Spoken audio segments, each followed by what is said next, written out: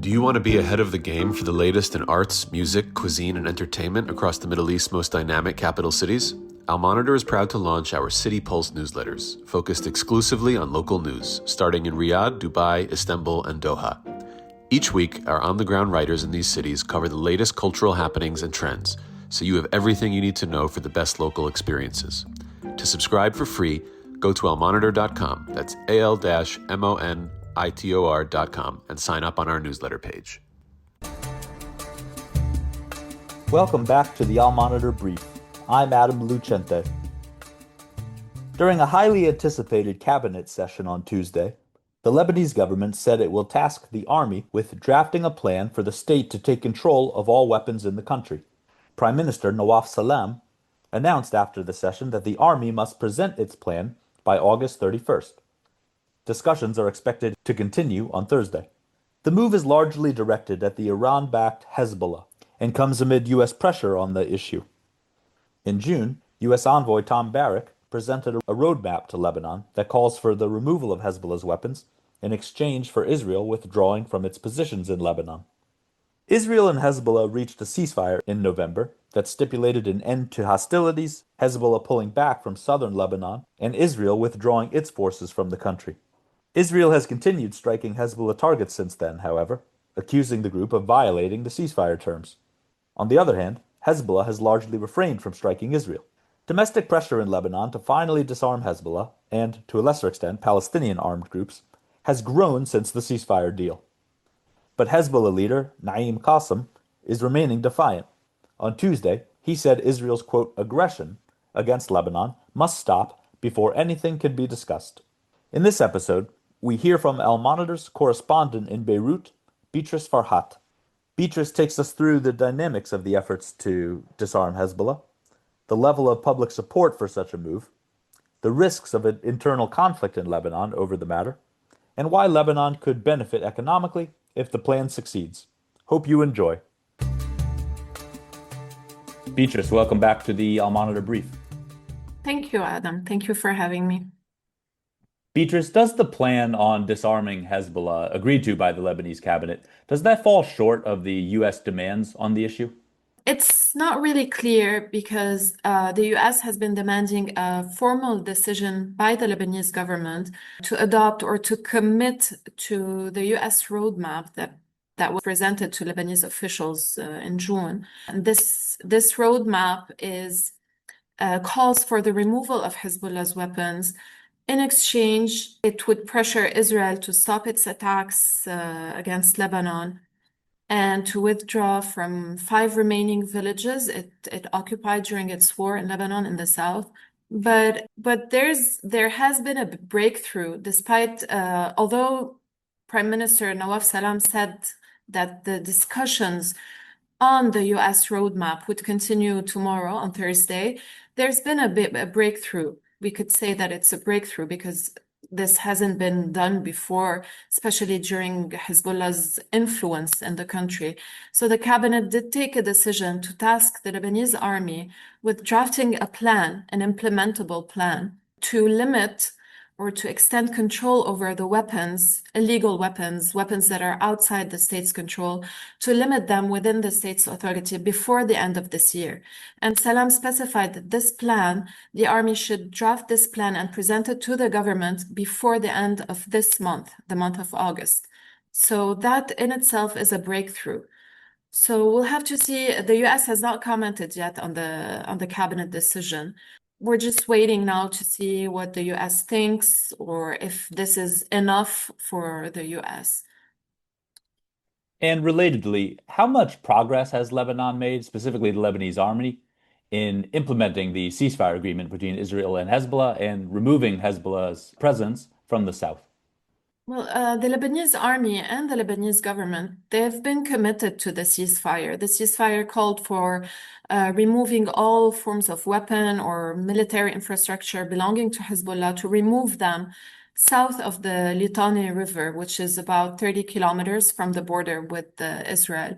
So the Lebanese army is carrying out these operations. And a couple of months ago, it did say that nearly 500 military infrastructure and weapons storages or warehouses have been dismantled and removed.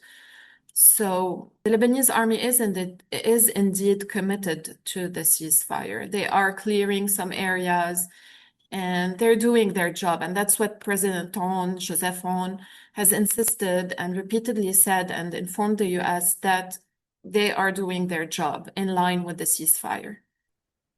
Beatrice, you wrote in your recent article that there are concerns in Lebanon that failure to take action on this issue of disarming Hezbollah could lead to greater Israeli military actions in Lebanon. Do you think that the Lebanese public is generally in favor of disarming Hezbollah? What are the different views in the country? There have been some concerns that if the government does not take action, swift action to remove Hezbollah's weapons, or at least come up with a plan to remove the weapons, there's been fears that Israel might launch another war against Lebanon, a wider war, although it did continue to launch attacks against Lebanon despite the ceasefire. But there are fears of a wider war, a new war. And this is because the US has been pressuring the Lebanese officials and pressuring Lebanon to take action.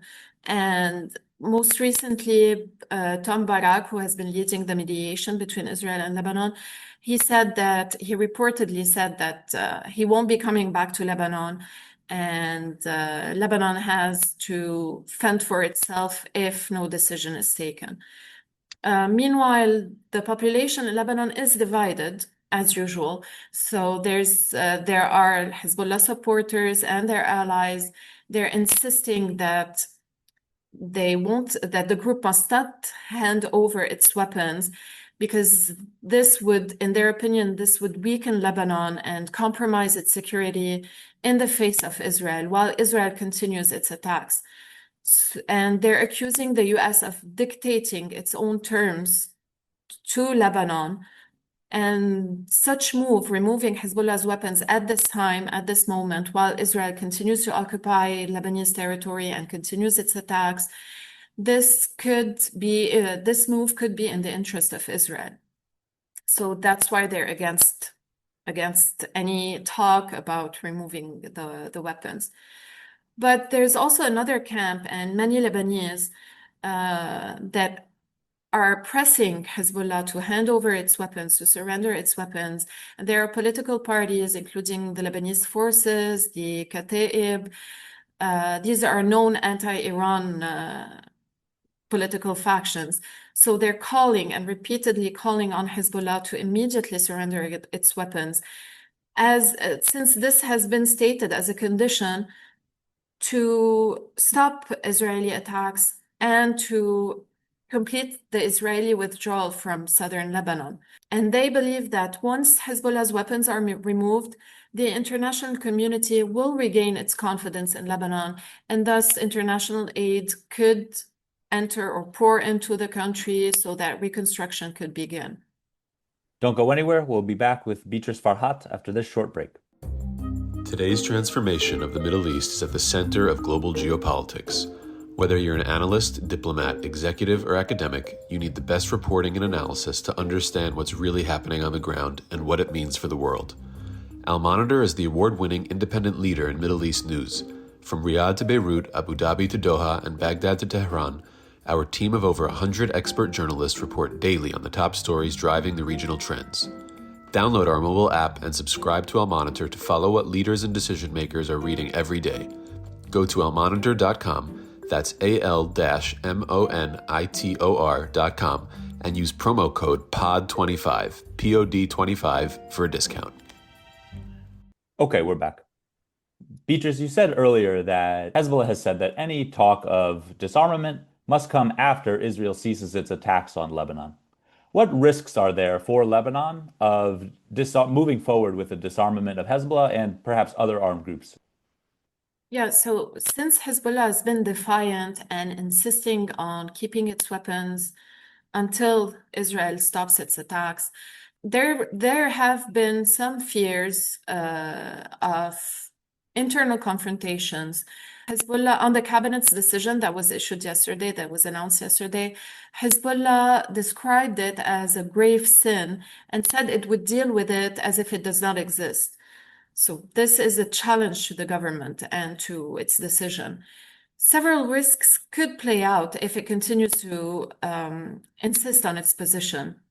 Some are talking about the possible resignation of Hezbollah ministers from the government, which could paralyze parliamentary work and political life.